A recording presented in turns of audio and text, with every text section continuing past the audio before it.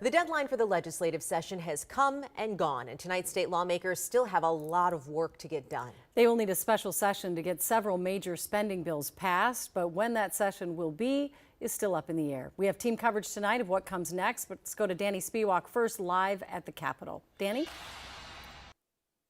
Well, state lawmakers are back in the Capitol today. They are working in small groups, trying to resolve some of the disagreements they have over major areas of the budget. And Governor Walz says he's not going to call that special session until all that conflict is resolved and he knows that the bills will pass. 12 noon, Tuesday, February 17th, 2026. Officially, the state legislature is no longer in session. But one night after missing the budget deadline, what's on the agenda today?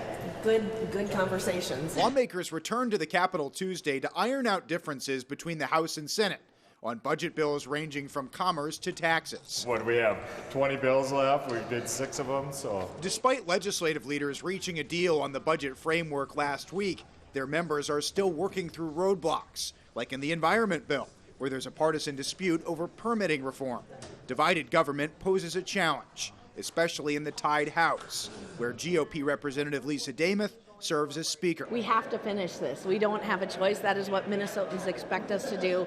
We will be able to get that work done. Her House DFL counterpart, Representative Melissa Hortman, says these committees, known outside of session as working groups, must finish their bills by 5 p.m. Wednesday. And hopefully at that point, leadership doesn't need to take any bills from people, but hopefully we can give them suggestions that might help them close things up. The legislature has yet to finalize 2 of the largest areas of the budget: education and health and human services. We have some big bills in front of us. E12, Health and Human Services, are significant pieces of legislation. Senate Majority Leader Erin Murphy, whose DFL caucus has a 1-member majority, says she's confident the working groups can find their way forward.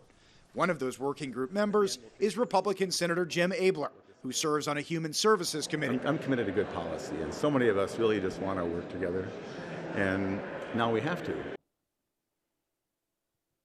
So now the question is, when is there going to actually be a special session? Given the timeline, legislative leaders say that Friday is probably the very earliest that the governor would call one. However, it's probably more realistic to think it could be next week after Memorial Day. Back to you.